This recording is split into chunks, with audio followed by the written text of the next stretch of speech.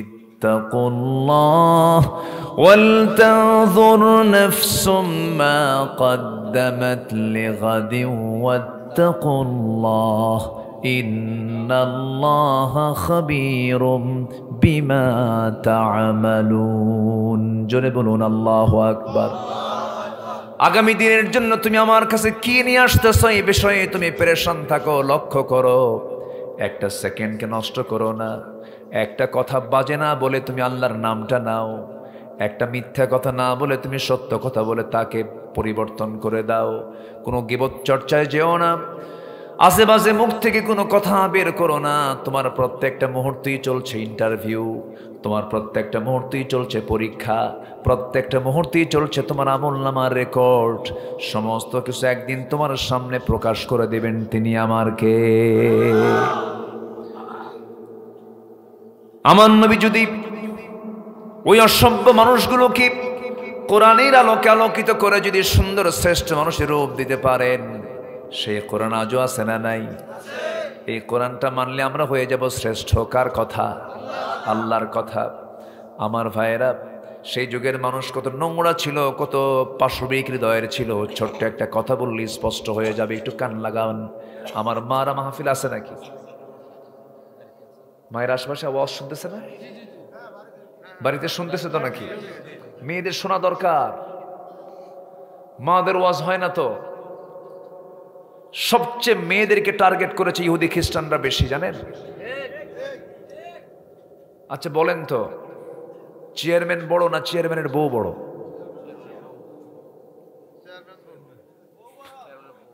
ভালো কিরকম কি চিন্তা কিরকম? চেয়ারম্যান বড় না চেয়ারম্যানের বউ বড়? বউ বড়। কাম সারছে, এই তো বিশাল ব্যাপার দেখতেছি। তাই তো কারণ যে যত বড়ই নেতা হোক না কেন, বইয়ের কাছে কাজ। যে যত বড় পীর কেবলা হোক, আর যে যত বড় হুজুর হোক না কেন, বইয়ের কাছে হুজুরগিরি খাটে না। তুমি কত বড় হুজুর আমার জানা আছে, বসো, ঠিক আছে না? সবাই বইয়ের কথা শোনে। আর সেই নারীকে টার্গেট করেছে হলো ইহুদি খ্রিস্টানরা। এদের ইমান কেমনে ধ্বংস করা যায়, ঘরের মধ্যে তুলিয়ে দিয়েছে নোংরা সিনেমা নাটকগুলো। অ্যাটম বম, পারমাণবিক বোমা যতটুকু ক্ষতিকর পৃথিবীবাসীর জন্য, তার চাইতে বড় ক্ষতিকর হলো আমেরিকার হলিউড, ভারতের বলিউড। সব শেষ করে দিচ্ছে। উলঙ্গ দুনিয়া এখন মেয়েদেরকে ধ্বংস করে দিচ্ছে। ঘর থেকে উলঙ্গ করে ঘর থেকে বের করে দিচ্ছে। আমার মেয়েকে আপনার মেয়েকে, আমার বউকে আপনার বউকে। আউযু বিল্লাহি মিনাশ শাইতানির রাজীম। বিসমিল্লাহির রাহমানির রাহিম।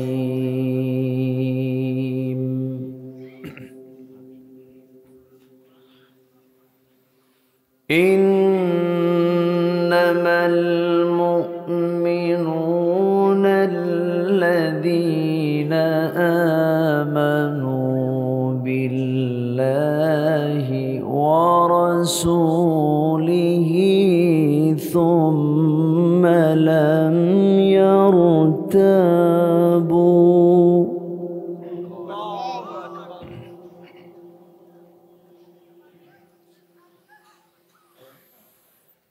ثم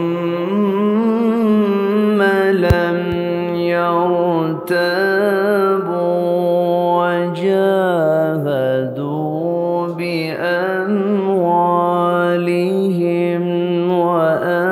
وأنفسهم في سبيل الله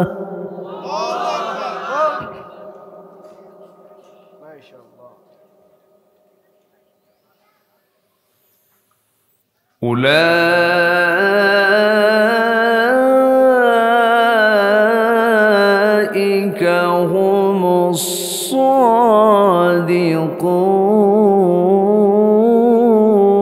الصادقون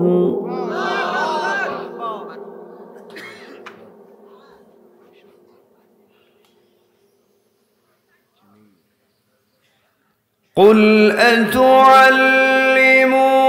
الله بدينكم والله يعلم ما في السماوات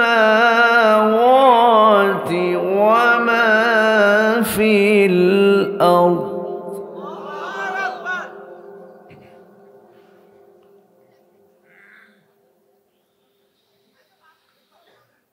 والله بكل شيء عليم.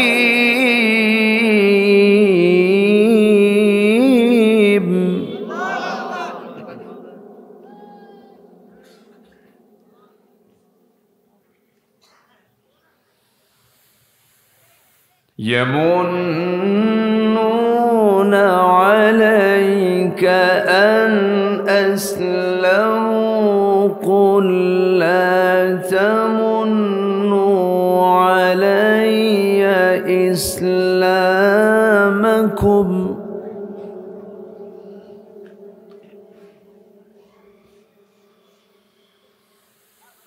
بل الله يمن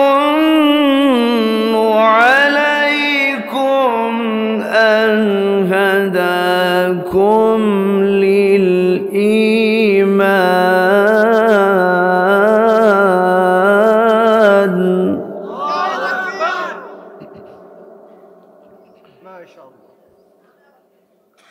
أن هداكم للإيمان إن كنتم صادقين.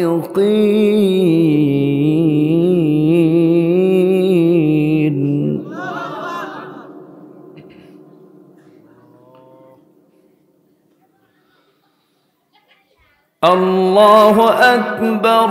بسم الله الرحمن الرحيم.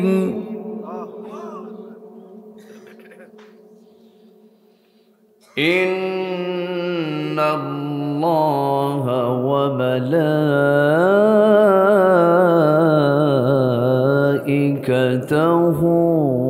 يصلون على النبي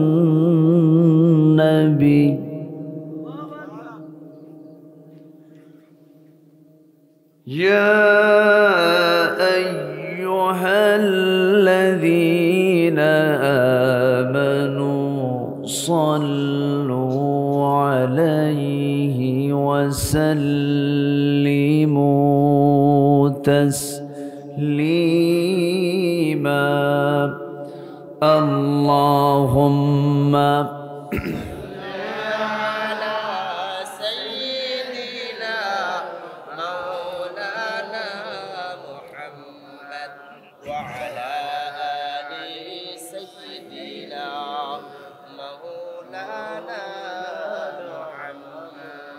সবাই বলুন بلغ العلا بكماله كشف التجى بجماله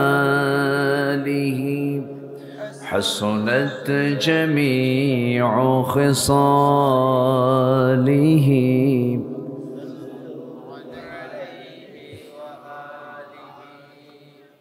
مشرق حب محمد مطلع ديوان ما مطلع خورشید سقاس سینه سوزان ما بلغ العلا بكماله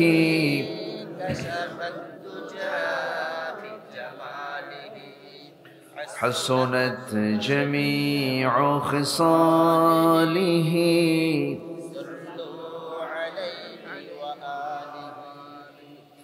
মনটা যদি হইতো প্রবাল হাওয়া হইতো যদি শুভ্র কবুতর মেঘের ডানায় পাঠিয়ে দিতাম মেঘের ডানাই পাঠিয়ে দিতাম মদিনারি পথে, যেথায় আমার প্রিয় নবী ঘুমাই নিরন্তর, যেথায় আমার প্রিয় নবী ঘুমাই নিরন্তর।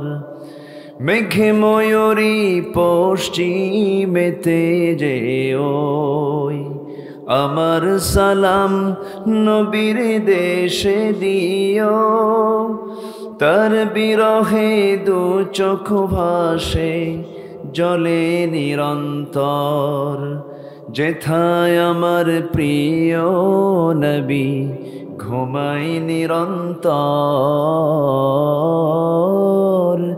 যেথায় আমার প্রিয় রসূল ঘুমান নিরন্তর। বলছি সাল্লাল্লাহু আলাইহি ওয়াসাল্লাম।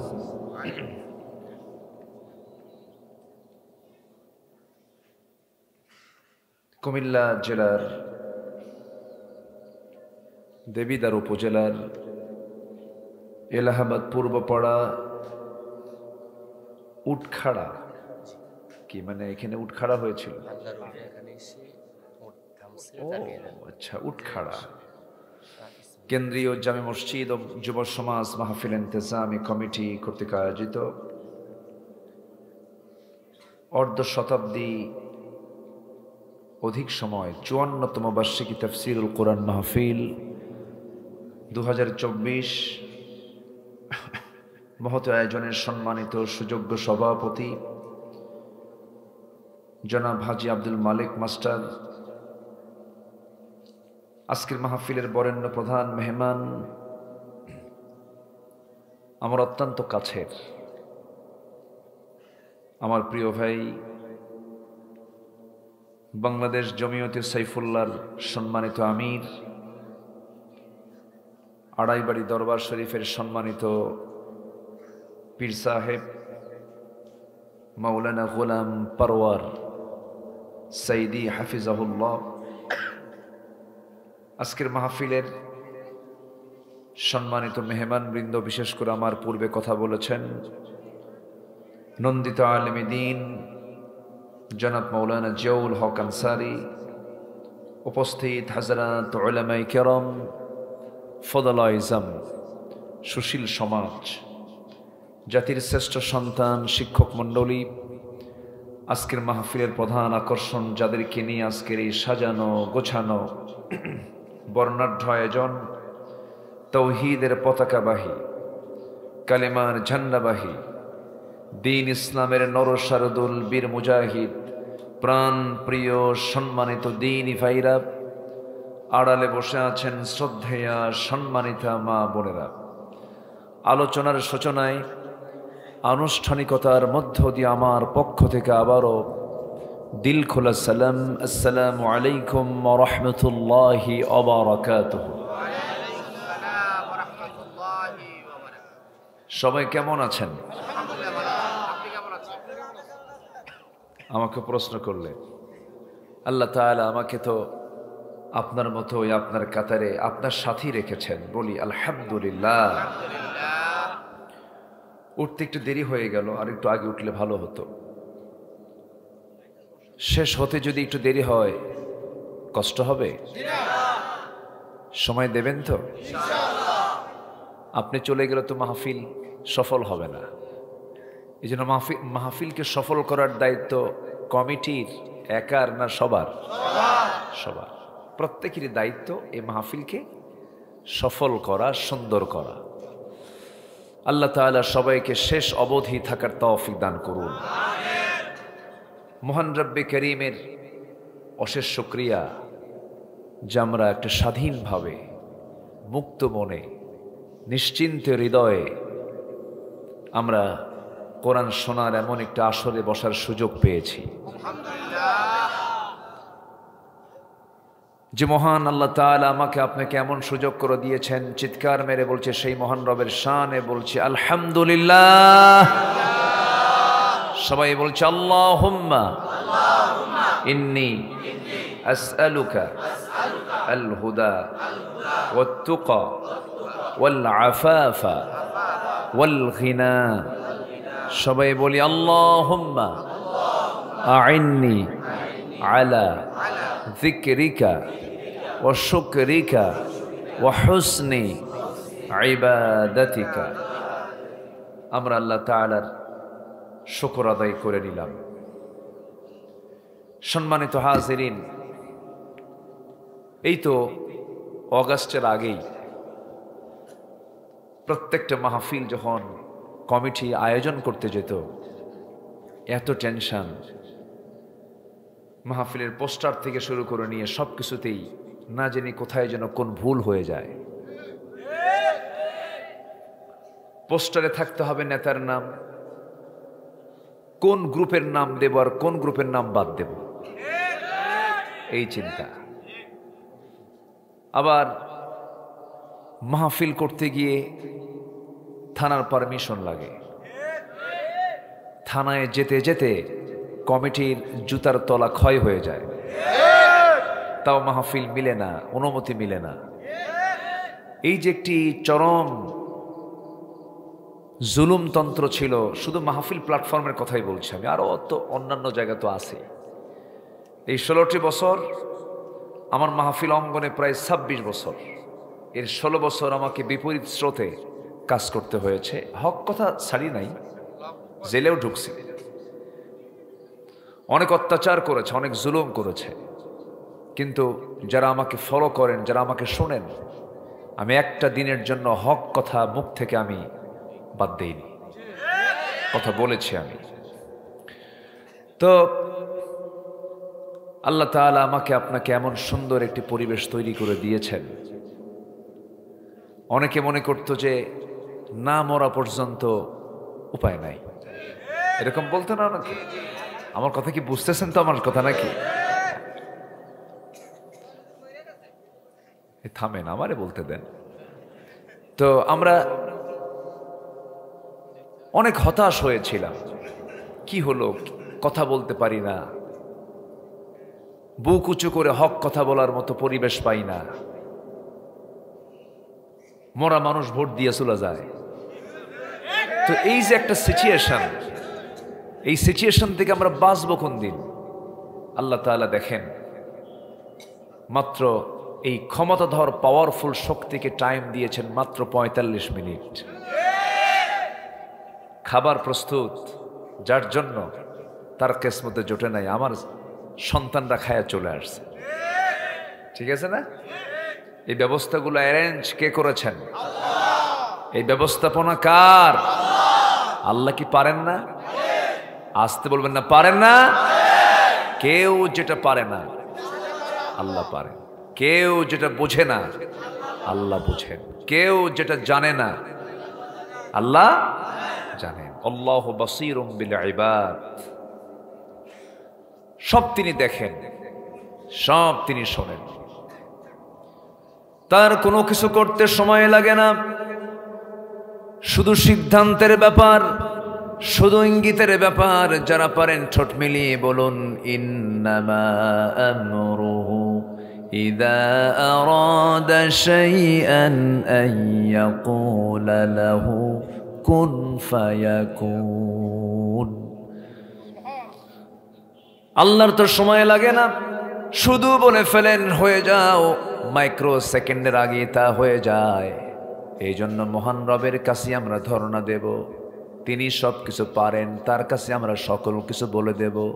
যত অভিযোগ কারো কাছে না বলে সমস্ত অভিযোগ দেব আমরা কার আদালতে? আল্লাহ শোনেন না? শুনেছেন তো কথা। ফেরাউনরা কত ক্ষমতায় ছিল, মূল যে ফেরাউন রামসিস, যার নাম ফেরাউন, এই পৃথিবীতে বেঁচে ছিল 1600 বছর, আর বিগত সময়ে সরকার ছিল 16 বছর। সংখ্যার যে মিল হলো কেমনে বুঝলাম না আমি।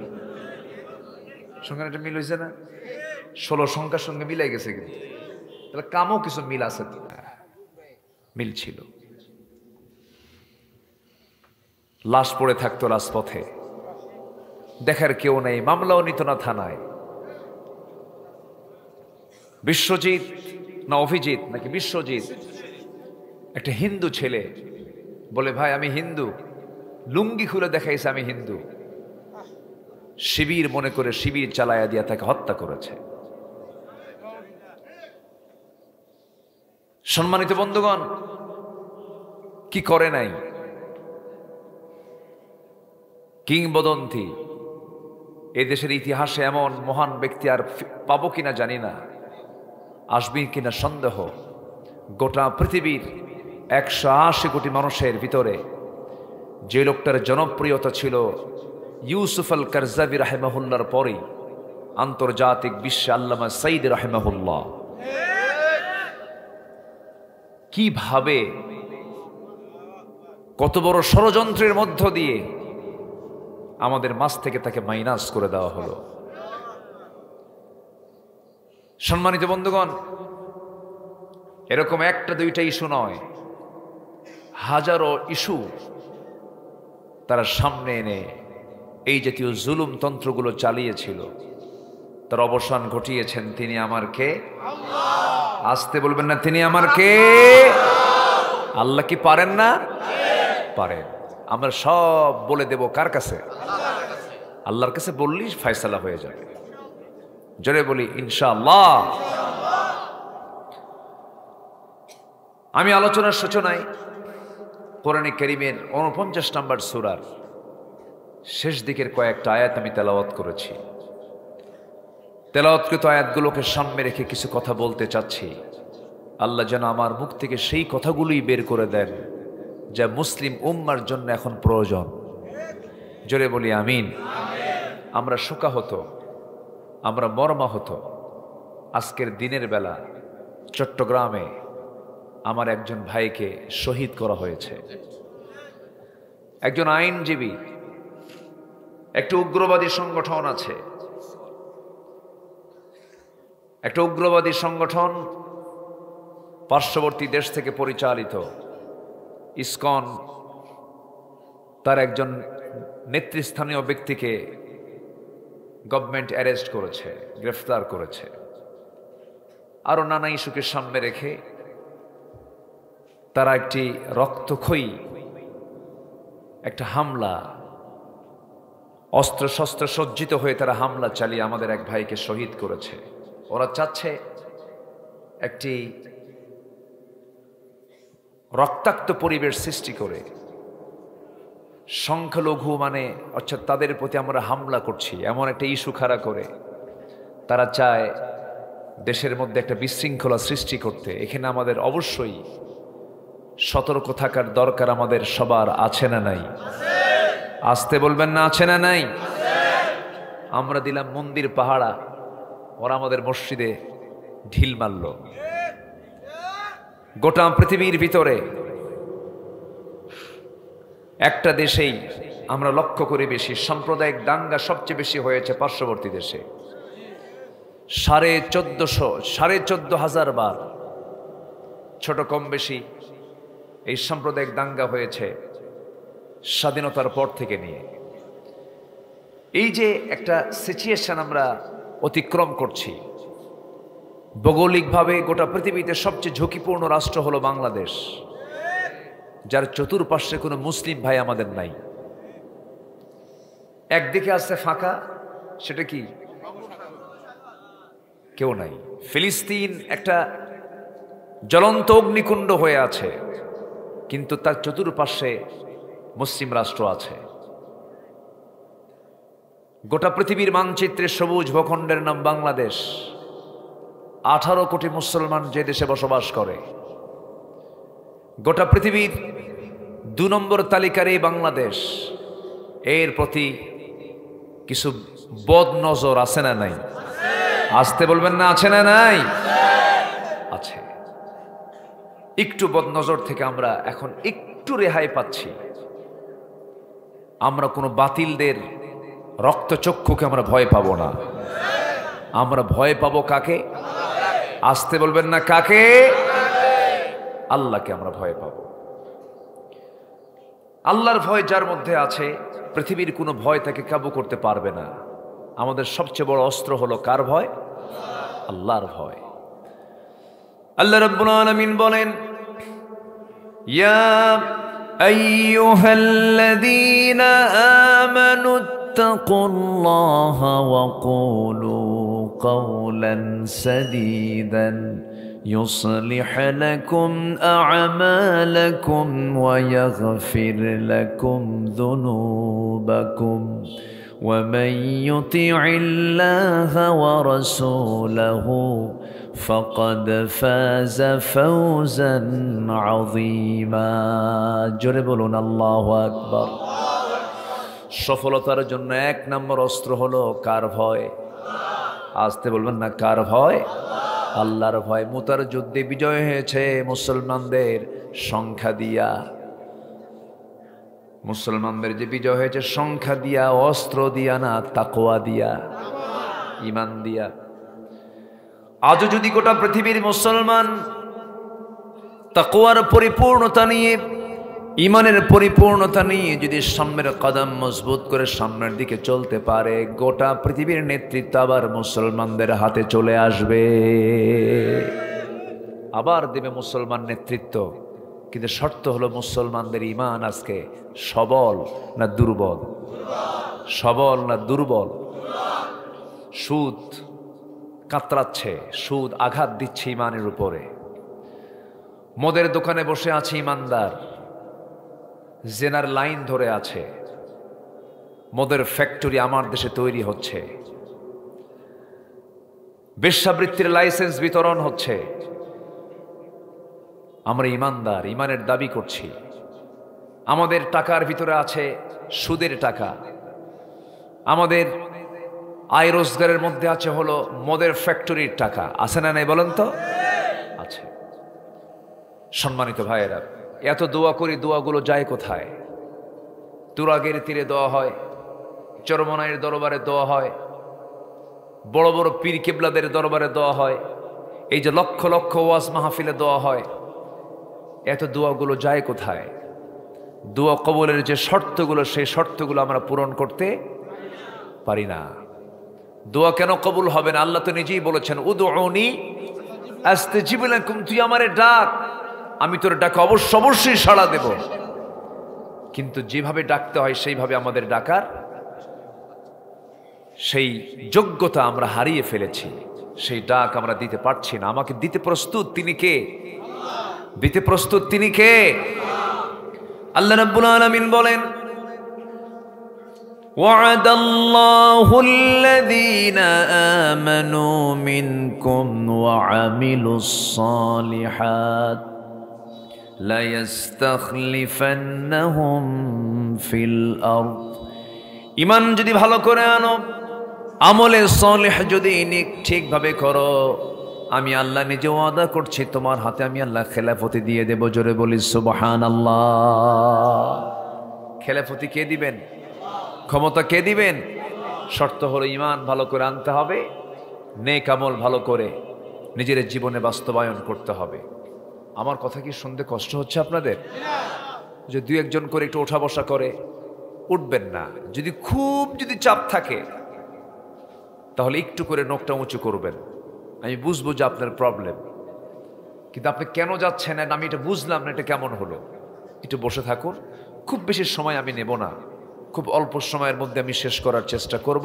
তবে কেউ না উঠলেই ভালো হয়। আল্লাহ কবুল করুন, জোরে বলি আমিন। সম্মানিত ভাইয়েরা, আমি যেখান থেকে তেলাওয়াত করেছি সেখান থেকে আমি মূলত আলোচনা শুরু করতে চাচ্ছি সূরাতুল হুজুরাত। সূরাতুল হুজুরাত থেকে আমি তেলাওয়াত দিয়ে শুরু করেছি। আল্লাহ তাআলা এই সূরাটা একটা পারিবারিক সূরা, সামাজিক সূরা, যে সূরাটা যদি আজকের বাংলাদেশের সকল শিক্ষার সিলেবাসে যদি অন্তর্ভুক্ত হতো সূরাতুল হুজুরাত, দেশে কোনো বেয়াদব তৈরি হতো না। বোঝেন নাই? দেশে কোনো বেয়াদব তৈরি হতো না।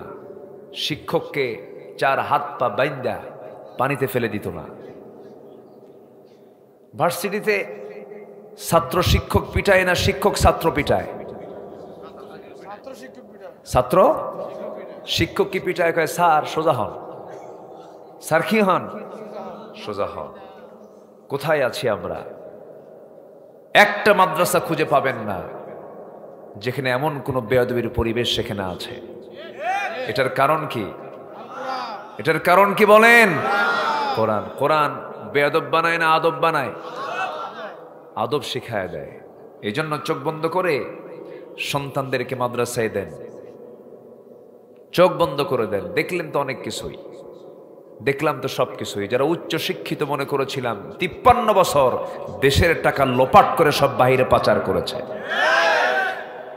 এই 53 বছরে বৈদেশিক সাহায্য এসেছে, যা অর্থ আমার দেশে এসেছে বৈদেশিক, এর 75% চলে গেছে নেতাদের পকেটে। তারা তো শিক্ষিত কম না।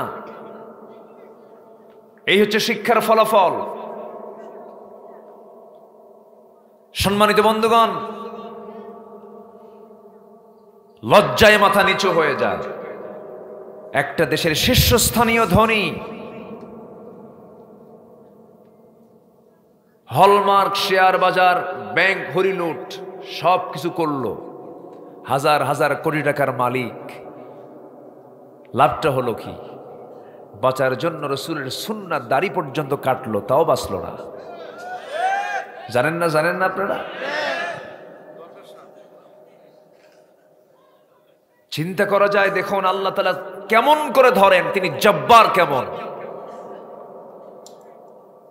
ধরে ফেললেন। পালানোর জন্য দাড়ি কাটলো,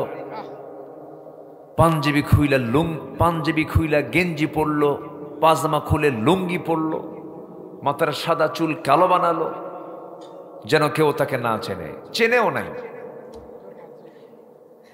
কিন্তু সাথে ছিল বন্ধু আইনমন্ত্রী। এই আইনমন্ত্রী পেঁচ লাগাই দিছে। পুলিশ গেছে ধরতে, ও পাশেই তো আপনাদের বাড়িটা, এই তো, হ্যাঁ, ব্রাহ্মণ বাড়িও না, তারও আগে এইদিকে, হ্যাঁ ওই তো। এত বলতে হয় না, এত ব্যাখ্যা করার দরকার আছে নাকি? তো সেও চড়ছে নৌকায়, ও চড়ছে নৌকায়, দুজন মিলে। কোস্টগার্ড আইনমন্ত্রীকে চিনতে পারছে, তার তো স্রোত সে চেঞ্জ করে নেয়, একদিক থেকে ভালো, সে ভালো স্রোত চেঞ্জ করে নেয়। ধরছে, ধরার পরে বলে, স্যার আপনার কি চিনছি, এখন থানায় চলেন, না গেলে আমার চাকরি শেষ। আইনমন্ত্রীকে আমি একা যাবো কেন? আমি কি একা আসছি নাকি? আমি তো জামাতের সাথে আসছি। কিসের সাথে? জামাতের সাথে। হ্যাঁ, কে ওটা? কে কে ভালো করে দেখো, কে না চেনা তো যায় না, মাথার চুল কালো লোকটা কে? ও তো মাঝি মাঝি মনে হয়, কে না ওটাই দরবেশ। জালিম জালিমকেও ছাড়ে না, ঠিক কিনা? কিন্তু ইমানদার ইমানদারের জন্য জীবন দিয়ে দেয়। ইমানদার ইমানদারের জন্য কি দিয়ে দেয়? ইয়ার মুখের ঘটনা জানা আছে না? লম্বায় যাব না আমি। আমরা ইমানদার হব, জোরে বলি ইনশাআল্লাহ। আমরা জালিম হব না, জোরে বলি ইনশাআল্লাহ। কি করেনি তারা? অনেক কিছুই করেছে, লাভ হয়নি। আমার বন্ধুগণ, সেই জন্য সফল যদি হতে হয়, দুনিয়ার সফলতা বড় সফলতা নয়, আখিরাতের সফলতাই হলো বড় সফলতা। আমরা কিতাবের মধ্যে ক্লাসে পড়েছি, বইয়ে পড়েছি, কাল হলো তিনটা, অতীত বর্তমান ভবিষ্যৎ। কিন্তু কাল তো মূলত তিনটা নয়, কাল মূলত হলো দুটা, একটা ইহকাল আর একটা কি কাল বলেন? পরকাল। ইহকালকে যদি আমি সুন্দর করে সাজাতে পারি, ইহকালকে যদি কোরআন দিয়ে সাজাতে পারি, ইহকালকে যদি আমি দিন দিয়ে সাজাতে পারি, আখিরাতটা আমার আপনার জন্য সুন্দর হয়ে যাবে। আল্লাহ রাব্বুল আলামিন এর জন্য বান্দাকে দোয়া করতে বলেছেন, দুনিয়াও চাও আখিরাতও চাও। যারা পারেন ঠোঁট মিলিয়ে বলুন, রব্বানা আতিনা ফিদ দুনিয়া হাসানাতাও ওয়া ফিল আখিরাতি হাসানাতাও ওয়া কিনা আযাবান নার ওয়াজআলনাল জান্নাতা মাআল আবরার। আয় আল্লাহ তাআলা, তুমি আমাকে দুনিয়ার হাসানা দিয়ে দাও, আখিরাতের হাসানাও দিয়ে দাও। দুনিয়াটা সুন্দর হলে পরে আখিরাতটা সুন্দর হয়ে যাবে। আমার নবীজি যখন এই পৃথিবীতে আগমন করলেন। যে জনপদে এসেছিলেন সেই জনপদের মানুষগুলো ঈমানদার ছিল না মুশরিক ছিল? কি ছিল বলেন? মুশরিক ছিল। আমার বন্ধুগণ, নবীজির জন্ম যে জনপদে ছিল সেই জনপদের মানুষগুলো এমন পাষাণ হৃদয়ের ছিল, খুনকা বদলা খুন, জুলুমতন্ত্র তাদের মাঝে বিরাজ করেছিল। এমন কোন আকাম কুকাম নেই যা ছিল না তাদের মাঝে। শততা বিভক্ত একটা জাতিকে, শত শত দ্বন্দ্ব নিয়ে চলে যাওয়া সেই জাতিকে, থেকে যাওয়া সেই জাতিকে 100 কাঠিতে আবদ্ধ করেছেন রাসূল। অন্য কোনো তন্ত্রমন্ত্র দিয়ে নয়। আমার নবী যে যুগে জন্ম নিয়েছেন, ভাঙ্গা পাতিলকে কেন্দ্র করে যুগের পরে যুগ তারা যুদ্ধ লাগায় রাখত। গোত্র গোত্র যুদ্ধ হতো। জোর যার মূল্যক তার এটাই ছিল তাদের মূলতন্ত্র। সেই একটা অসভ্য বর্বর জাতিকে এমন সুন্দর জাতিতে রূপ দিলেন। সেই বর্বর জাতি থেকে বের করে আনলেন আবু বকরের মতো মানুষকে, ওমরের মতো মানুষকে, ওসমানের মতো মানুষকে, আলী জিন্নুরাইনের মতো, আলী রাদিয়াল্লাহু আনহুর মতো মানুষকে। এত দামি দামি মানুষ ওই সমাজ থেকে বের হয়েছে অন্য কোনো তন্ত্রমন্ত্র দিয়ে নয়, একমাত্র কেবলমাত্র কি দিয়া? বলেন কি দিয়া? সেই কোরআন কি নাই? সেই কোরআন কি নাই? এই কোরআন দিয়ে তারা হয়েছেন এত ধন্য মানুষ, এত সুন্দর তারা মানুষ হলেন অন্য কিছু দিয়ে নয়। ওমরের নাম সবাই জানেন। তিনি কি রাসূলকে মাফ করতে গেছেন না খুন করতে গেছেন? বলেন বলেন বলেন। তার নিয়ত ছিল কি? খুন করা। ওমর, ওমর নাম শুনছি তো সবাই নাকি? কোন এক মাহফিলে বললাম, ওমরকে চিনেন কে? সামনে থেকে এক ছোট্ট ছেলে দাঁড়ায় বলে, হুজুর আমি চিনি। কে? আমাদের বাড়ির দোতলায় ভাড়া থাকে।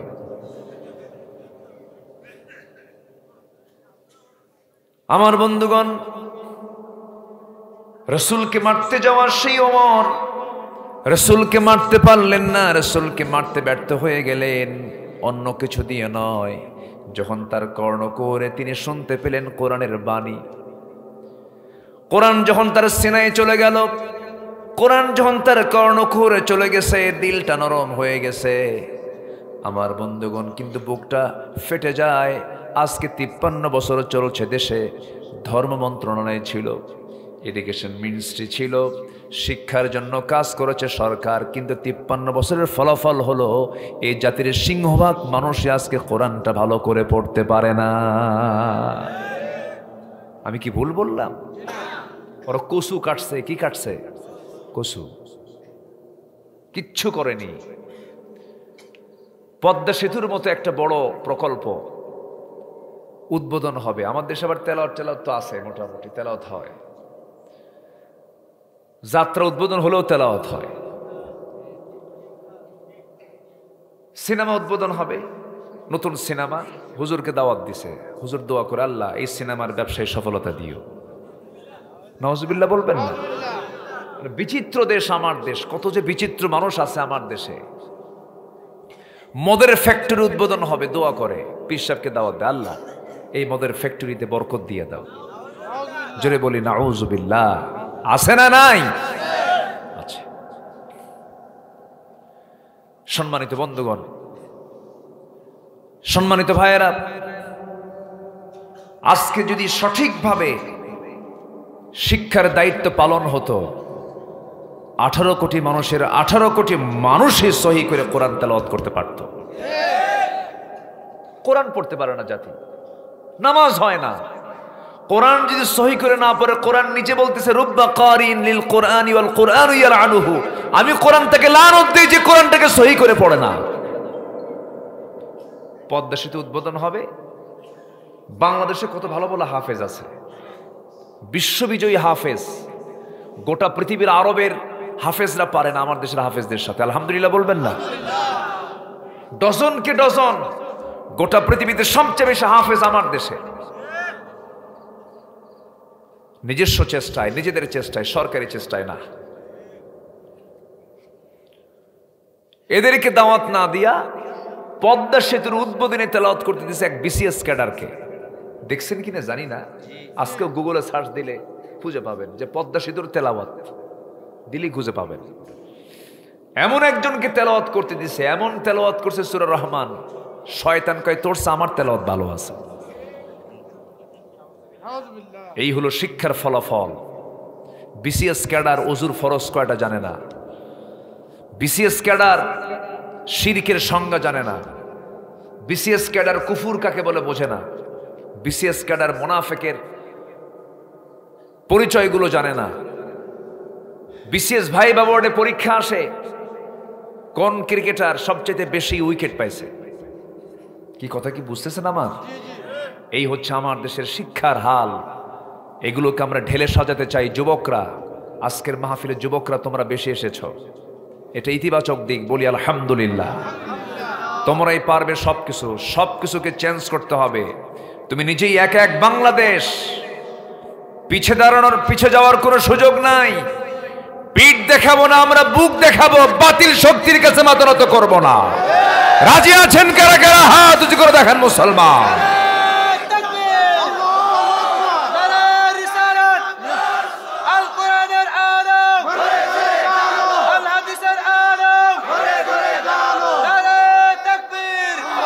আল্লাহ কবুল করুন, জোরে বলি আমিন।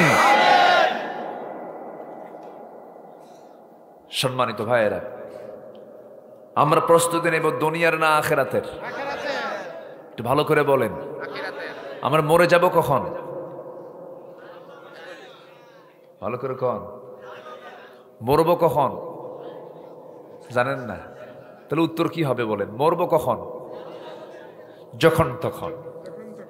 মরবো কখন? মরবো কখন? যখন তখন। এটাই তো উত্তর।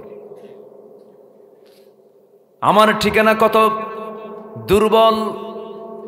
আমার এই দুনিয়াতেই কোথাও কোনো পরীক্ষা দিতে গেলে লেখা থাকে বর্তমান ঠিকানা, স্থায়ী ঠিকানা। কিন্তু একটু ডিপলি চিন্তা করলে দেখা যায় দুনিয়ার কোনো ঠিকানাই নাই। কিসের ঠিকানা দুনিয়া আমার? যখন তখন দুনিয়া থেকে বিদায় নিয়ে নেব, আল্লাহর সামনে হাজির হয়ে যাব।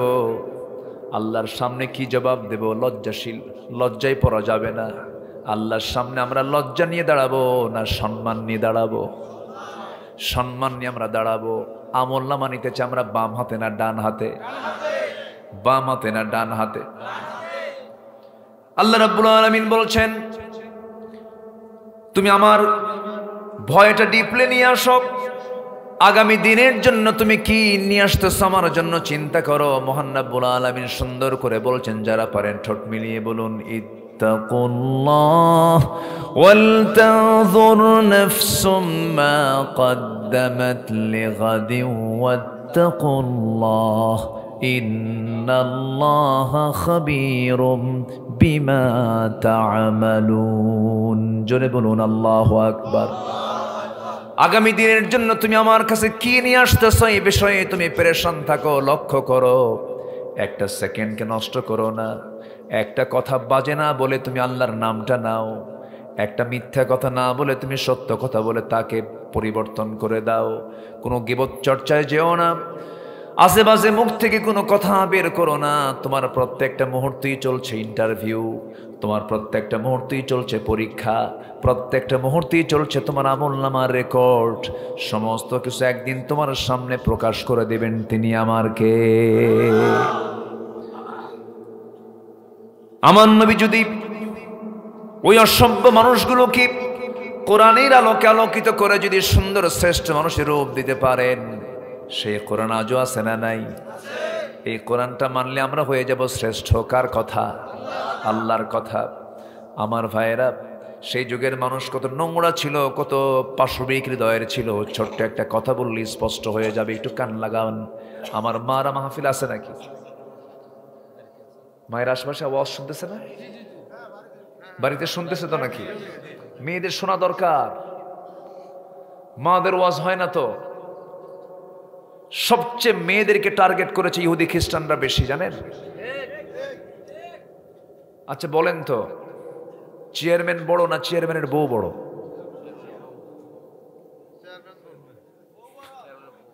ভালো কিরকম কি চিন্তা করে রাখ, চেয়ারম্যান বড় না চেয়ারম্যানের বউ বড়? বউ বড়, কাম সারছে। এই তো বিশাল ব্যাপার দেখতেছি। তাই তো কারণ যে যত বড়ই নেতা হোক না কেন বইয়ের কাছে কাজ, যে যত বড় পীর কেবলা হোক আর যে যত বড় হুজুর হোক না কেন বইয়ের কাছে হুজুরগিরি খাটে না। তুমি কত বড় হুজুর আমার জানা আছে, বসো, ঠিক আছে না? সবাই বইয়ের কথা শোনে।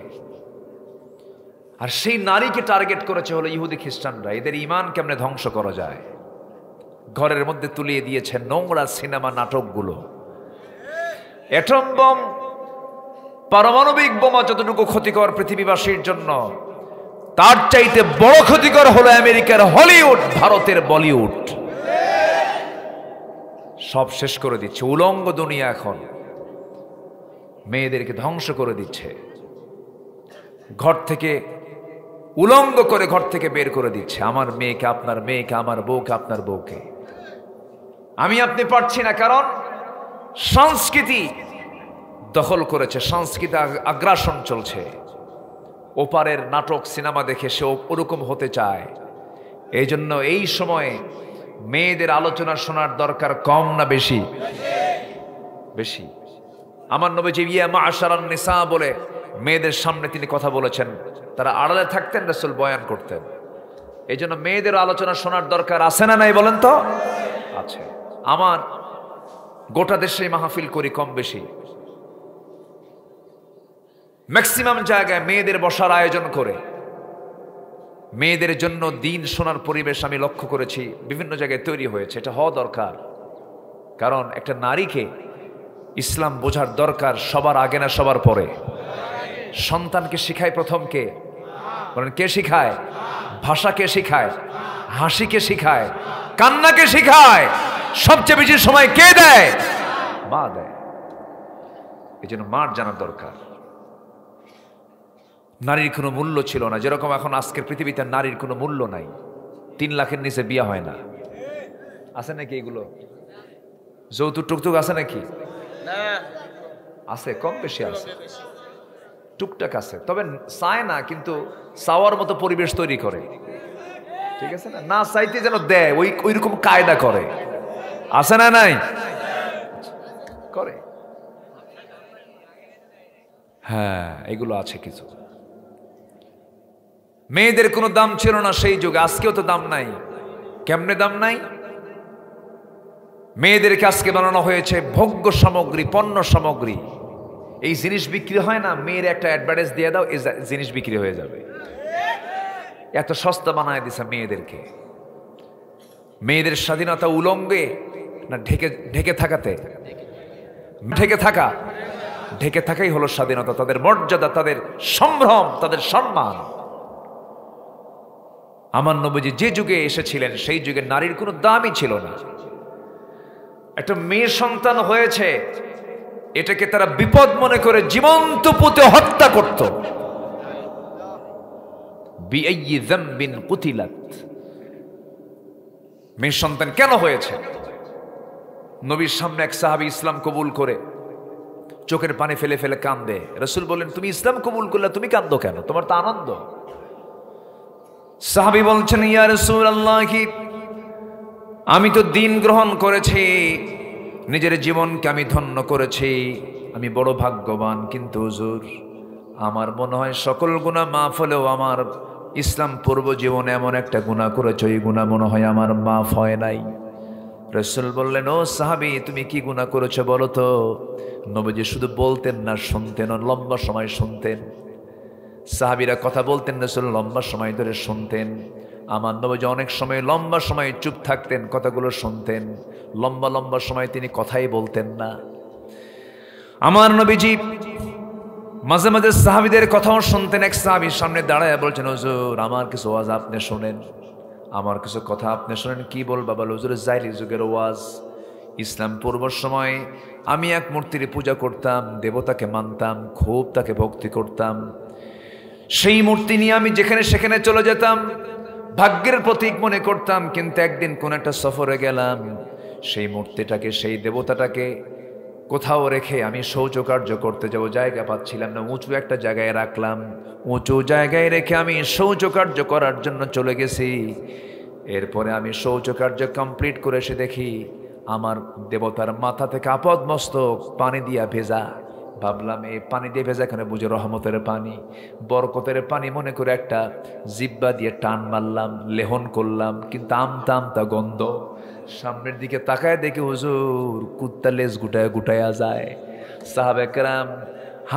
সাহাবেকরাম আওয়াজ দিয়ে দিয়ে হাসলেন, নবীজি মুস্কি মুস্কি হাসি মারলেন। রাসূল বলছেন এরপরে কি করলা কও, যেরকম সুবহানাল্লাহ। আমার নবীজি মজা করে শুনতেন। এরপরে তুমি কি করলা বলো?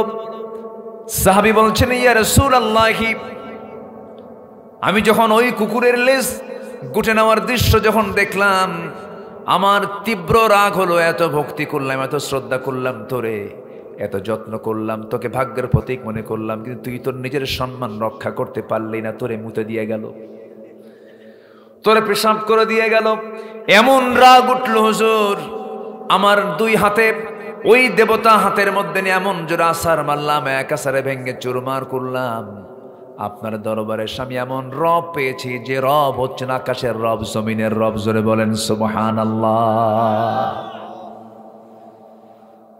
এমনই করে আমার নবীজি ওই সাহাবীকে সামনে বসায়া দিলেন। বসায়া দিয়ে বলছেন, সাহাবী তোমার কি সমস্যা বলো, কি তুমি কোন গুনাহ করেছো? হুজুর নিজের হাতে নিজের মেয়েকে আমি খুন করেছি। কেমন করে বলো তো?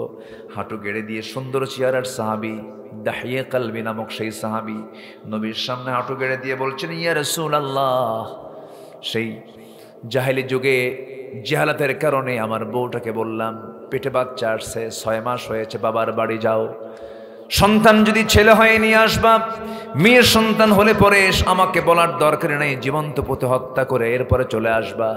হুজুর দয়া মায়া হলো না আমার ভিতরে, কিন্তু আমার বউয়ের মধ্যে দয়া মায়া কাজ করলো। আমাকে না জানায় মেয়ে হয়েছে, আমাকে বলেছে মৃত সন্তান। 6 বছর তাকে অন্য করে লালন পালন করে বড় করেছে। হঠাৎ করে একদিন আমার চোখের সামনে মেয়েটা ধরা পড়ে গেল। আমার মতো চোখ, আমার মতো কপাল, আমার মতো চুল, আমার মতো হাত, আমার মতো মুখ, আমার মতো হাসি। সন্দেহ জাগলো, চট করে তার হাতটা শক্ত করে জাপটে ধরে বউয়ের সামনে হাজির করে বললাম, বউ সত্যি করে বলো তো সন্তানটা কার? আমার স্ত্রী বলছে, স্বামী সন্তানের তত্ত্ব কতক্ষণ গোপন করবে, এটা আমাদের ঔরসে থাকা সন্তান। এই কথা বলা মাত্রই আমি অগ্নিশর্মা হয়ে গেলাম, খেপে গেলাম, রেগে গেলাম, কিন্তু কোনো কিছু বললাম না, বুঝতে দিলাম না। অভিনয় শুরু হয়ে গেল। মেয়েটাকে কোলের মধ্যে আমি আদর করলাম, বললাম মা চলো কালকে তোমার নানির বাড়ি নিয়ে যাব, তোমাকে দেখি নাই কোনোদিন। মেয়েটা দারুণ খুশি হয়ে আমাকে চুমো দিয়ে বলে, আব্বা তুমি আমাকে আদর করতেছো, আমার জন্য কত আনন্দের বিষয়। এরপরে আমি আমার মেয়েটাকে সুন্দর করে সাজগোজ করে নিয়ে যখন রওনা দিব, মেয়েটা তার মাকে বলছে, মা তুমি বলেছিলে আমার বাবা মাকে মেরে ফেলবে, কোথায় আমার বাবা মাকে মারে নাই, তো তুমি আমাকে আগে পরিচয় করে দিলে না কেন? আমার বাবা অনেক ভালো মানুষ। আমি মেয়েটাকে নিয়ে সরল মনে আমার মেয়েটা আমার সঙ্গে রওনা দিল। সামনের দিকে চলতে চলতে নানির বাড়ির দিকে রওনা না দিয়ে আমি রওনা দিলাম জঙ্গলের দিকে। মেয়েটার মুখটা ছোট হয়ে আসে। মেয়েটা বলছে, বাবা যাবে তুমি নানির বাড়ি, তুমি জঙ্গলের দিকে কেন যাও? কিচ্ছু বললাম না। জঙ্গলটা মেয়েটাকে নিয়ে পার হয়ে গেলাম। দুপুরবেলা দ্বিপ্রহর, প্রচন্ড গরম। কোদাল হাতের মধ্যে নিয়ে গর্ত খনন শুরু করে দিলাম। মেয়েটা বারবার বলে, গর্ত খনন কেন করছো বাবা বলো তো? কিচ্ছু বললাম না আমি। গর্ত খনন যখন করি, ইয়া রাসূলুল্লাহ, আমার সেই মেয়েটা হুজুর আমার মুখের দাড়ির মধ্যে সিটকেসে মাটিগুলো ঢুকে যায়। মেয়েটা তার ছোট্ট নখ দিয়ে খিলাল করে করে আমার মাটিগুলো সরাইয়া সরাইয়া দেয়। আমার শরীর থেকে ঘাম ঝরে। মেয়েটা গামছা দিয়া আমার শরীরের সেই ঘামটা ঝরায়া ঝরায়া দিয়া বলে, বাবা নানির বাড়ি কখন যাবা? কিচ্ছু বললাম না। গর্ত খনন যখন শেষ হয়ে গেল, মেয়েটাকে বললাম, মা দেখো তো গর্ত খনন কেমন হয়েছে। মেয়েটা একটা মুস্কি হাসি দিয়েছে হুজুর, সেই মুস্কি হাসি আমি আর ভুলতে পারতেছি না। মুস্কি হাসি দিয়ে সরল মনে মেয়েটা গর্তের দিকে যখন কাছাকাছি চলে গেছে, উকি মেরে দেখতে নিয়েছে, সরল মনে আমি পিছন দিকে চলে আসলাম। পিছন দিক থেকে সজোরে এমন জোরে ধাক্কা মারলাম, এক ধাক্কায় মেয়েটা গর্তের মধ্যে উপর হয়ে পড়ে গেল। এরপরে চিত হয়ে দুটো হাত এক জায়গায় করে বলছে, বাবা বুঝতে পেরেছি আজকে মার কথাই সত্য হয়েছে। আমার মা আমাকে এই কথাই বলেছিলেন, তুমি আমাকে মেরে ফেলবে বাবা, কিন্তু আজকে আমি তোমার সন্তান হয়ে তোমার কাছে প্রাণ ভিক্ষা চাই, একটা বারের জন্য বাঁচায়া দাও। আমার এই চেহারা তোমার সামনে কোনোদিন দেখাবো না, সারা জীবন আমি তোমার থেকে দূরে থাকবো, প্রয়োজনে ভিক্ষা করে খাবো, তবু তোমার সামনে আমার চেহারা দেখাবো না। আজকে আমাকে প্রাণ ভিক্ষাটা দিয়ে দাও, আমি বাঁচতে চাই, আমি মরতে চাই না। এতবার অনুনয় বিনয় করল হুজুর, দিল গলল না, শিরকিয়াতের কারণে পাশবিক হয়ে গেলাম। হাতের মধ্যে পাথর নিলাম, একটা পাথর বড় জোরের পাথর নিয়ে এত জোরে তার কলিজা বরাবর মেরে দিলাম, ফিঙ্কি দিয়ে রক্ত পড়া শুরু হলো। ভিতর থেকে চিৎকার মেরে আব্বা আব্বা বলে ডাক দেয়, কিন্তু আমার দিলটা গলল না। হাতের মধ্যে পাথর নিয়ে মারলাম, বালু চাপা দিয়া, মাটি চাপা দিয়া, নিজের হাতে নিজের মেয়েটাকে খুন করে সে জায়গা থেকে চলে আসলাম। মনে হয় নাই তেমন কিছু, কিন্তু হুজুর দিন যখন গ্রহণ করেছি, ইসলাম যখন গ্রহণ করেছি, তারপরে থেকে আমার মনটা খারাপ। হুজুর আপনি বলেছেন সকল গুনাহ মাফ হবে, বুঝে এই গুনাহটা আল্লাহ বুঝে আমার মাফ করবেন না, এই খুন আল্লাহ পাক আমাকে মাফ করবেন না। নবীজি, দয়ার নবী রাসূল কাঁদতেছিলেন আর বলছিলেন, সাহাবীরে তুমি এত পাশবিক ছিল, আমার জানা ছিল না, কিন্তু তুমি যে ঈমান এনেছো, তুমি যে ঈমানের দৌলত যে হাসিল করেছো, ঈমানের কারণে, ঈমান তেমন একটা বিষয়ের নাম, ঈমান জানবে তার আগের পরের সমস্ত গুনাহগুলো আল্লাহ রাব্বুল আলামিন মাফ করে দেন। জোরে কোন সুবহানাল্লাহ। আমার ভাইরা, সেই নারীরা এত মূল্যহীনা ছিল, তাদের কোনো দাম ছিল না। রাসূল তাদের ক্ষেত্রে বলে দিলেন, আমি মেয়েদের বাপ, তোমরাও মেয়েদের বাপ হও। যার ঘরে 3টা মেয়ে আছে তার জন্য পৃথক 3টা জান্নাত আছে। আমি রাসূল ঘোষণা করে দিলাম, মার পায়ের নিচে জান্নাত, নারীর পায়ের নিচে জান্নাত। এত সম্মান, এত মর্যাদা যে ইসলাম নারীকে দিয়ে দিল, সেই নারী আজকে ইসলাম মানে না, উলঙ্গ হয়ে মার্কেটে চলে যায়, উলঙ্গ হয়ে ডেটিংয়ে চলে যায়, উলঙ্গ হয়ে বয়ফ্রেন্ডকে তালাশ করে, উলঙ্গ হয়ে নোংরামি করে। মারে, বিবাহ পূর্ব কোনো সম্পর্ক আপনার জন্য বৈধ নয়। হারামের কোনো আরাম আপনি পাবেন না, জিনার কোনো বরকত আপনি পাবেন না, রোগাক্রান্ত হয়ে পড়বেন, অশান্তিতে ভুগবেন। সকল প্রকার সম্পর্ক যুবকরা নষ্ট করে ফেলো। সম্পর্ক গড়বে একমাত্র অবৈধ না বৈধ সম্পর্ক, বৈধ সম্পর্ক। আখিরাতের প্রস্তুতি নিয়ে নাও। কিয়ামতের দিন জিনাকারের কাতারে দাঁড় হলে জাহান্নাম, কিয়ামতের দিন খুনির কাতারে দাঁড় হলে জাহান্নাম। এই জন্য দুনিয়ার জীবনকে সুন্দর করে সাজিয়ে নাও, সুন্দর করে গঠন করে নাও। আখিরাতের প্রস্তুতির জন্য আমি 15টা পয়েন্ট আমি বলতে চাচ্ছি, কিছু পয়েন্ট বলা হয়ে গেছে, মাত্র 15টা পয়েন্ট আজকে আমরা শিখে যাব। বলুন তো ওয়াজ কি একটু সময় লাগবে কিনা বলেন? শুনবেন শুনবেন শুনবেন আমার বন্ধুগণ। নাম্বার 1, আখিরাতের প্রস্তুতির জন্য সবচেয়ে বড় পুঁজি হলো ঈমান। সবচেয়ে বড় পুঁজি কি বলেন? আরো জোরে বলেন, কি? ঈমান। পরিপূর্ণ ঈমান আনতে হবে, শিরিক মুক্তি ঈমান আনতে হবে, বিদআত মুক্তি ঈমান আনতে হবে। কুমিল্লার উত্তর সাইডে, ব্রাহ্মণবাড়িয়ার সাইডে কিছু প্রবলেম আছে। মাজার দেখলেই মাথা খারাপ, আছে কি না? আসতে বলবেন না, আছে না নাই? মাজারে যিনি শুয়ে আছেন হয়তো তিনি আল্লাহওয়ালা হবেন, কোনো সমস্যা নাই, ভালো কথা। কিন্তু আমরা চাইবো ওই কবরবাসীর কাছে না আল্লাহর কাছে? আসতে বলবেন না, কার কাছে? ইমানদার চাবে সৃষ্টির কাছে না স্রষ্টার কাছে? বান্দা চাবে খালকের কাছে না খালেকের কাছে? খালেকের কাছে চাবে। এটাই হলো সমস্যা। বান্দা বান্দার কাছে চাবে, তার ঈমান আছে না যাবে? তার ঈমান কি হবে? চলে যাবে, নষ্ট হয়ে যাবে। ঈমানকে নষ্ট করা যাবে না, ঈমানকে ধ্বংস করা যাবে না। ঈমান বড় দৌলত, ঈমান সবচেয়ে বড় সম্পদ। ঈমানকে আক্রান্ত করা যাবে না, ঈমানকে দুর্বল করা যাবে না, ঈমানকে মজবুত রাখতে হবে। শিরকের দ্বারা আচ্ছাদন করা যাবে না। আল্লাহ রাব্বুল আলামিন এক জায়গায় বলছেন, ওয়াল্লাযীনা আমানু ওয়া লাম ইয়ালবিসু ঈমানাহুম বিযুলমিন উলাইকা লাহুমুল আমনু ওয়া হুম মুহতাদুন। জোরে বলুন আল্লাহু আকবার। ঈমান যারা আনবে, শিরকের দ্বারা যারা ঈমানকে আচ্ছাদন করবে না, তারাই হলো হেদায়েত প্রাপ্ত। জোরে বলি আল্লাহু আকবার। আরো জোরে আল্লাহু আকবার।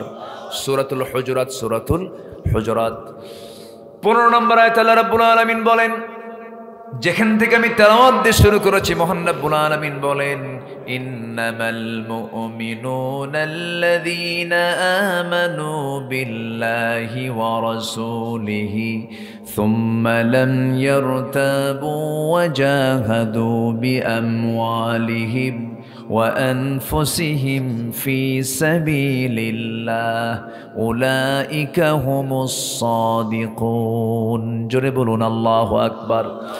প্রকৃত মুমিন তো তারাই যারা ঈমান আনবে আল্লাহর উপরে, নবীর উপরে, কিন্তু সন্দেহ করবে না, সন্দেহ করে তার ঈমানটা আনবে না। সন্দেহ দূর হবে একমাত্র কি স্টাডি করলে পরে, বলেন? কোরআনটা স্টাডি করলে পরে। কোরআন যে বেশি করে পড়বে শয়তান তার ধারে পাশেও আসতে পারবে না। জ্ঞানীকে কখনো কোরআন সবল মারতে পারে না। এই জন্য আমরা কিসের জ্ঞানে জ্ঞানবান হব? কোরআনের জ্ঞানে জ্ঞানবান হবে। সবার আগে আমরা কোরআনটা লালন করব, কোরআনটা ধারণ করব। জোরে বলি ইনশাআল্লাহ। আমার দেশের শিক্ষা সিলেবাসের সব জায়গায় কোরআন ঢুকানোর দরকার আছে না নাই? আসতে বলবেন না, আছে না নাই? ঘাপটি মারা কিছু নাস্তিকের বাচ্চা আমার দেশে আছে। ওরা 16 বছর আমাদের তালিকা করেছে, ওরা 16 বছর আলেমদের তালিকা করে জেলখানায় ওরা আমাদেরকে জোরপূর্বক জুলুম করে নিয়ে চলে গেছে, জেলখানায় রেখেছে। এখন সময় এসেছে ওই নাস্তিকদের তালিকা আমরা করে ফেলবো এখন, ঠিক কিনা? নাস্তিকদের তালিকা এখন আমাদের করার সময় হয়েছে। এক বদমাইশ এক বিচারপতি বলেছিল, আমি সাইদির রায় আমি নিজে দিয়েছি। কি যে নাম জানি, ও কালা দরকার নাই, কালা কইেন না, কালো তো আল্লাহ বানাই দিছে নাকি। শামসুদ্দিন, হ্যাঁ, বিচারপতি শামসুদ্দিন মানিক 2 বছর আগে 116 জন আলিমের তালিকা করেছে। 116 জন আলিমের তালিকা করে বলল এরা রাষ্ট্রদ্রোহী। আচ্ছা বলেন তো, কোরআন থেকে কথা বলে কি রাষ্ট্রদ্রোহিতার কাজ? আমরা কি করলাম বলেন তো? দেশের বিরুদ্ধে কোথায় কি করেছি আমরা? 2 বছর যায় নাই, আলেমদের তালিকা করেছো তোমরা। আজকে তোমাদের তালিকা করার সময় হয়েছে।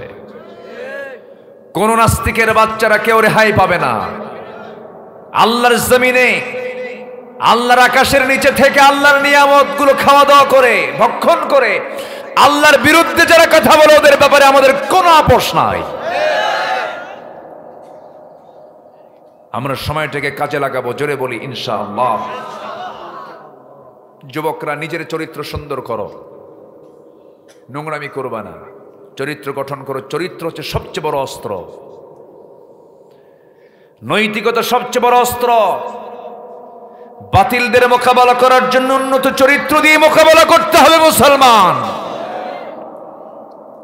নামাজ পড়ো।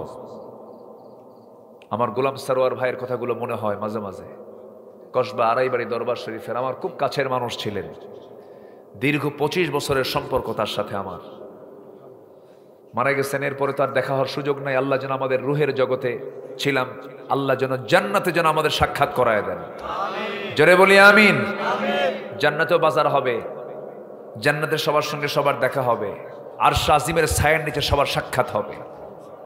আমরা সেই দিন অপেক্ষা করছি। জোরে বলি ইনশাআল্লাহ।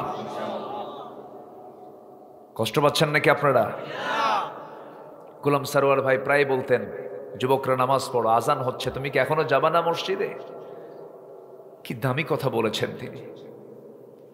আজান হয়ে যায়, যুবকগুলো বীজ আনে, নোংরামি করে না। তুমি কি জানো তোমার যৌবনের সেজদা আল্লাহর কাছে কত দামি? তোমার সেজদায় ফেরেশতারা অস্থির হয়ে যায়, তোমার সেজদায় আল্লাহ পাক অস্থির হয়ে তোমাকে জান্নাতের ওয়াদা করে ফেলেন। নামাজটা পড়ো। মসজিদ পাকা করার আগে ইমানটা পাকা করো। জুমার কি বলে, ফজরের নামাজে মুসল্লি খুঁজে পাওয়া যায় না। অসংখ্য মসজিদ হয়েছে কিন্তু ফজরে মুসল্লি নাই। আসল মুসল্লি কোন কোন কোন সময় বলেন? কোন সময়? ফজর। ফজরে মুসল্লি 4 জন বুড়া। কয়জন বুড়া? 4 জন বুড়া। যখন বলা হয় চাচা আপনারা মসজিদে আসছেন কেন? কে বাবা বুড়ি মরে গেছে তো কি করব, আসছি চলে। মানে বুড়ি থাকলে তারাও আসতো না। নামাজ পড়বো কার ডাকে সাড়া দেবার জন্য? কার ডাকে সাড়া দেবার জন্য? আল্লাহর ডাকে। আর কিছু সময় থাকুন, আমি বেশি সময় নেব না। আর একটু একটু বসুন। অনেক রাত হয়েছে, আমি জানি কষ্ট হচ্ছে আপনাদের। না দোয়া করে দেব? আলোচনা চালিয়ে যাব? জোরে বলি ইনশাআল্লাহ। হ্যাঁ জি, একজন টাইম দিয়ে দিয়েছেন, দেখা যাক ইনশাআল্লাহ আমরা কাজে লাগাবো। জোরে বলি ইনশাআল্লাহ। আপনি থাকলে আমি আছি, কোনো সমস্যা নেই। এলাকার নাম কি? উটখাড়া, এলাহাবাদ। এই কই যান? ও ঠিক আছে, উনি একদম সঙ্গে সঙ্গে কাজ লাগাই দিচ্ছে। শীতকাল তো, শীতকাল নিম্নচাপ বেশি হয়, গরমকালে নিম্নচাপ একটু কম হয়, আবার শীতকালে কিন্তু ঊর্ধ্বচাপও বাড়ে। ঊর্ধ্বচাপ মানে বিড়ি খাওয়া চাপ, এই চাপও কম না। আমি আসার সময় কাকে নিয়ে যেন সাথে আসলাম, বললাম ভাই এই জাতি যে এত বিড়ি খায়, ওই যে ওদিক দিয়ে কিছু দোকান হয়েছে, দোকানের সামনে দিয়ে আসলাম, কাকে যেন বললাম, হাই রে বিড়ি, মানে গন্ধ কি, সুঘ্রাণ ছড়তেছে, কি টান মারে। উম্মতে মুহাম্মাদি কিন্তু নবীর উম্মত, তার মুখে বিড়ির গন্ধ, মুখ ভরে বিড়ির মানে ধোঁয়া মুখের মধ্যে জমা করে, ধোঁয়া মারে 4 তলা পর্যন্ত। আছে না নাই বলেন? কাপড় চুপড় পর্যন্ত গন্ধ। ওই যে বলতেছে, যারা বিড়ি খায় তাদের বউরা যে কেমনে থাকে এটাই তোমার বুঝে আসে না। হায় রে, এত গন্ধ গন্ধ। আল্লাহ তুমি সকল নেশা থেকে এই জাতিকে হেফাজত করো। এই জাতি যদি বিড়ি খাওয়া বাদ দেয়, এদেশের অর্থনৈতিক সমৃদ্ধি ডাবল হয়ে যাবে। কম টাকা যায় বিড়ির পিছনে কম। হ্যাঁ,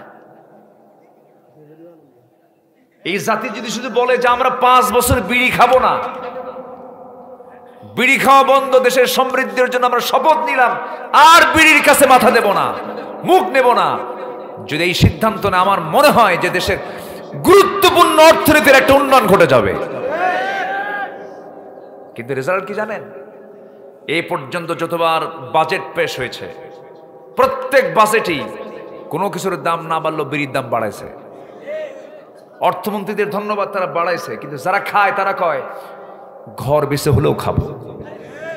কি কথা বলেন? কি বেঁচে হলেও খাবো।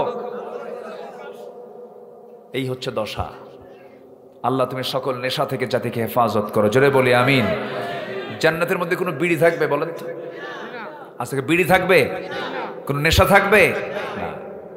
জান্নাতের মধ্যে থাকবে 4টা ঝর্ণা। কিসের? কয়টা ঝর্ণা বলেন? 4টা। মধুর ঝর্ণা। কিসের বলেন? মধু। দুনিয়াতে মধু আছে না নাই? কিন্তু এইরকম মধু না, এর চাইতে আরো উন্নত মানের মধু। আল্লাহু আকবার বলেন।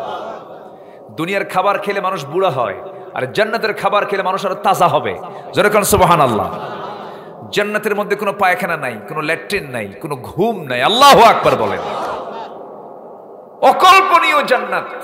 সবাই কি পেতে রাজি আছেন? বিড়ি খায়া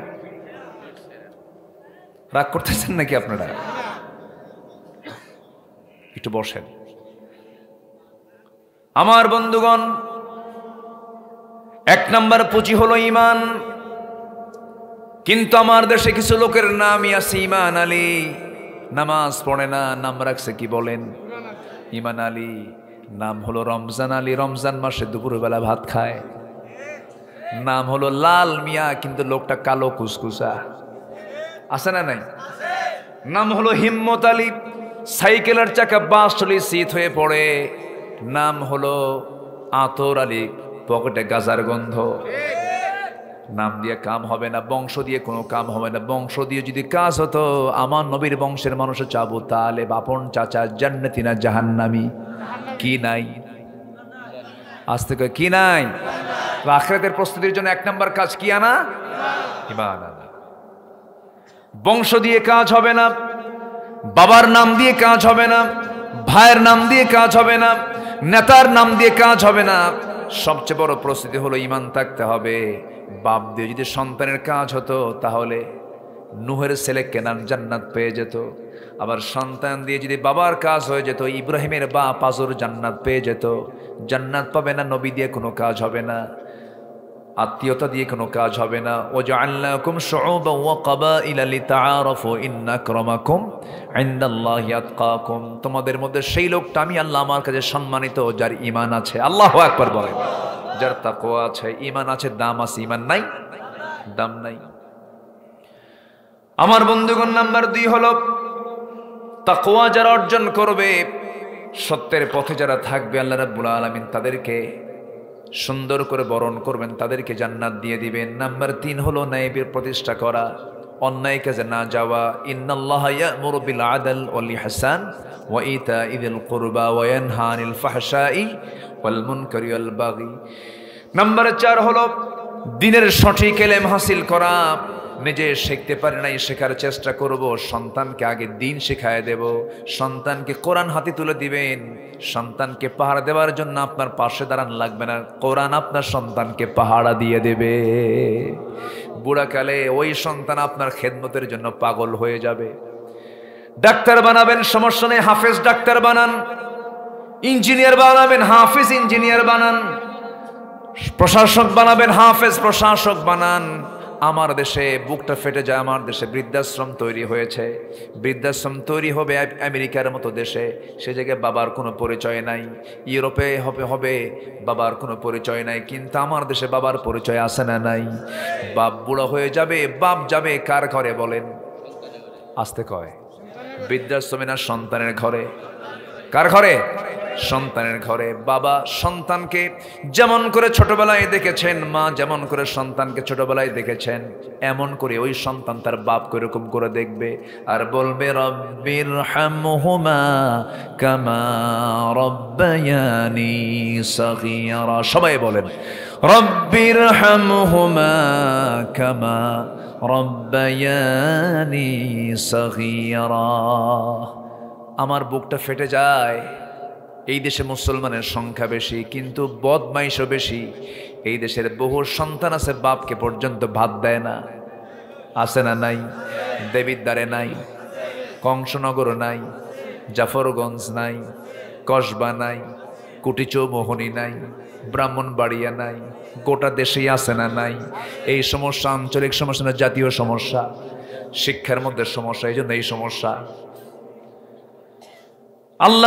আল্লাহর নামের কসম করে বলছি আমি, আমার দেশের কোনো বৃদ্ধাশ্রম শুধু নয়, গোটা পৃথিবীর সকল বৃদ্ধাশ্রম আপনি সার্চ করে দেখবেন, সব জায়গায় আপনি খুঁজে দেখবেন যে সমস্ত বৃদ্ধাশ্রমে বৃদ্ধ বাপ মা গুলো যেখানে রয়ে গেছে, ওই বৃদ্ধাশ্রমে আল্লাহর কসম করে বলে কোনো হাফেজ এবং আলেমের বাপ মাকে সেই জায়গায় দেখতে পাবেন না।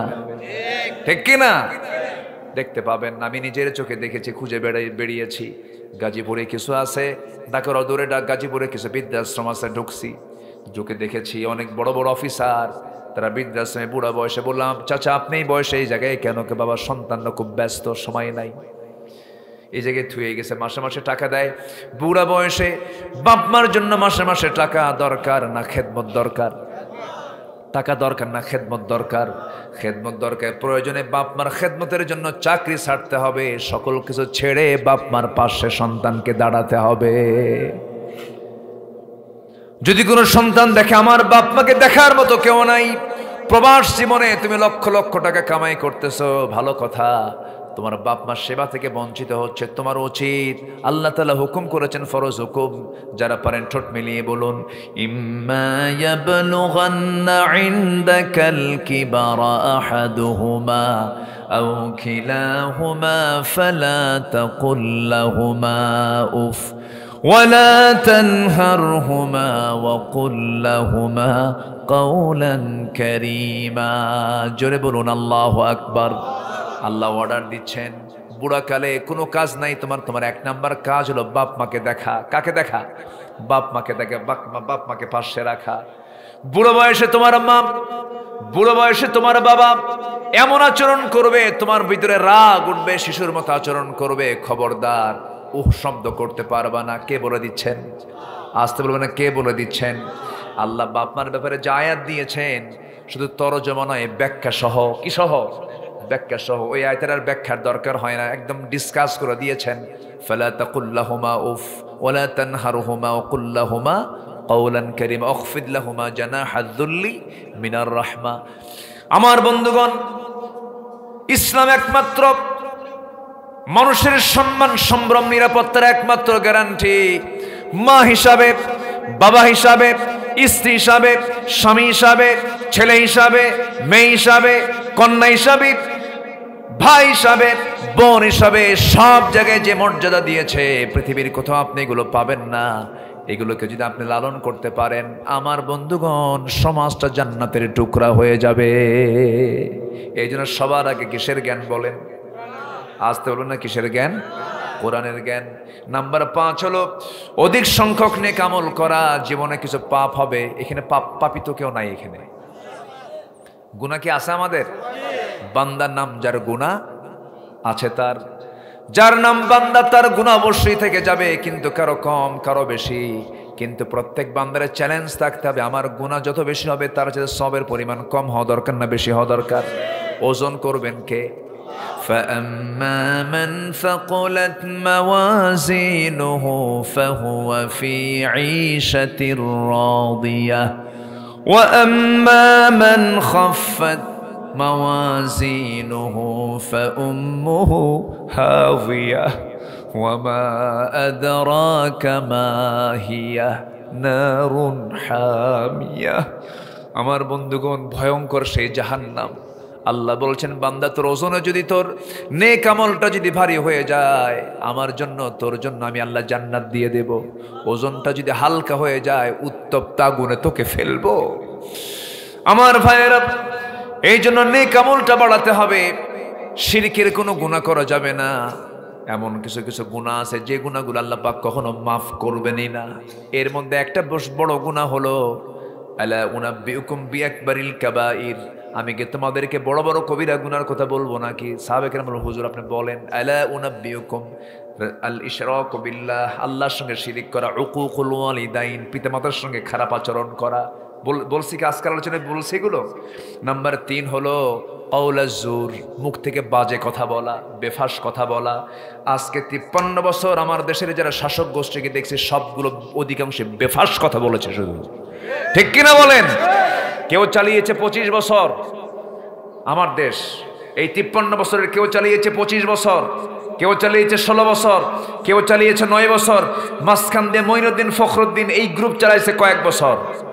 সবাই ছিল মুসলমান, সবার ধর্মের নাম ইসলাম থাকলেও, সবার নামের আগে মুহাম্মদ থাকলেও, তারা মুসলমান সন্তান হওয়ার পরও দেশ ইসলাম দিয়ে চালায় নাই। অতএব সব দেখা শেষ। আগামীর দেশ আমরা দেখতে চাই কোরআনের দেশ। রাজি আছেন কারা কারা? হাত উঁচু করে দেখান মুসলমান।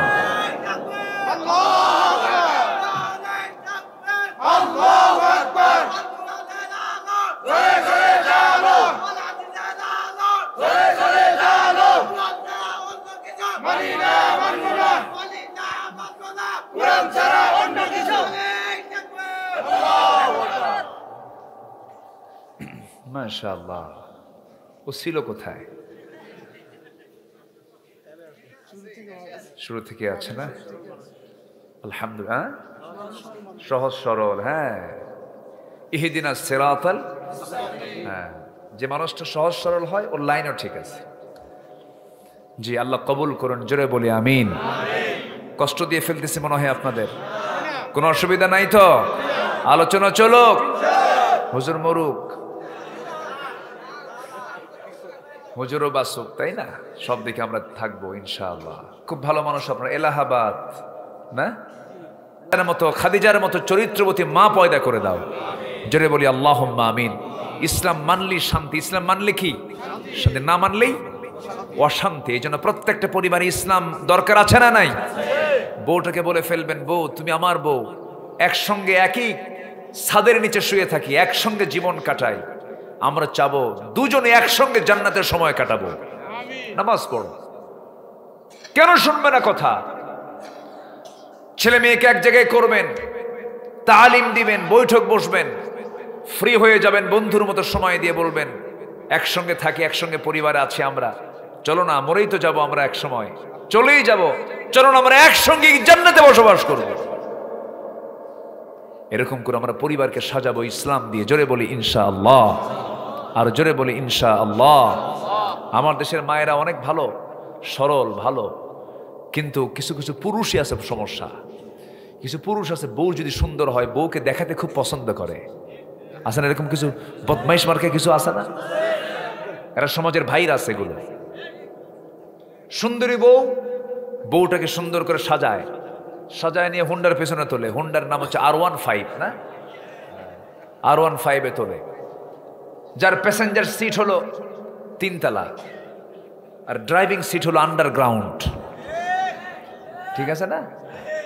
বাস বউটাকে তুললো একদম ড্রাইভিং সিটের 3 তলায় চড়াইয়া দিয়া, ঠোঁটে মুখে কপালে আলতা স্নো লিপস্টিক টিপস্টিক লাগায়া দিয়া, চুলটা ছেড়ে দিয়া, লাল শাড়ি পরায়া দিয়া, পিছনে হুন্ডাই তুলে, সামনে ড্রাইভার আন্ডারগ্রাউন্ডে হুন্ডা চালায়া দিবে, কিন্তু আওয়াজ কম। আওয়াজ বাড়ান যায় কেমনে? সবাই যেন জাতি যেন দেখে। হুন্ডার যেদিক দিয়া যে পাইপ আছে ওটার নাম কি, হ্যাঁ পাইপ সরাইয়া দেয়, সরাইয়া দিয়ে একটা বিকট আওয়াজ হয়, হেলিকপ্টার। হ্যাঁ, যখন একটা আওয়াজ মারে, মারলে একখান ময়নামতি থেকে একদম এক টানে চলে গেছে হলো কোম্পানিগঞ্জ। এই দিক দিয়ে বুঝাই দিল আমি যাচ্ছি, তোমরা দেখো। বউকে দেখালো, সন্ধ্যার পারে চলে গেল, নদীর পারে গিয়ে একটা ছবি টবি তুলে ফেসবুকে আপলোড দিয়ে বলে, প্রিয় বন্ধুরা আসুন আমার বউটাকে সবাই জামাতের সাথে দেখি। যেরকম নাউজুবিল্লাহ। এগুলো নোংরামি আছে না নাই? আছে না নাই?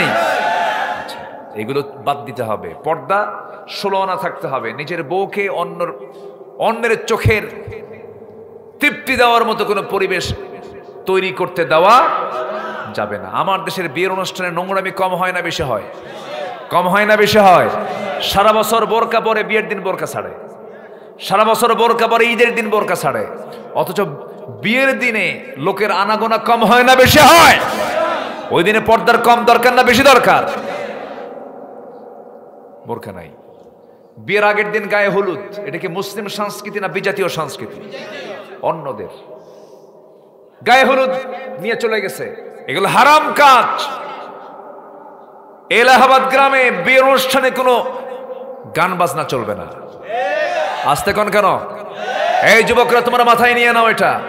তোমার এই গ্রামে কোনো বেনামাজি, তুমি দাওয়াতি কাজ করবে, কোনো বেনামাজি থাকবে না, সব নামাজি হতে হবে। রাগ করতেছো যুবকরা? তোমার গ্রামকে তুমি সাজাও, তোমার দেশ এমনি সেজে যাবে। আল্লাহু আকবার বলেন। তোমার দেশ এমনি ঠিক হয়ে যাবে, তোমার গ্রাম তুমি সাজাও।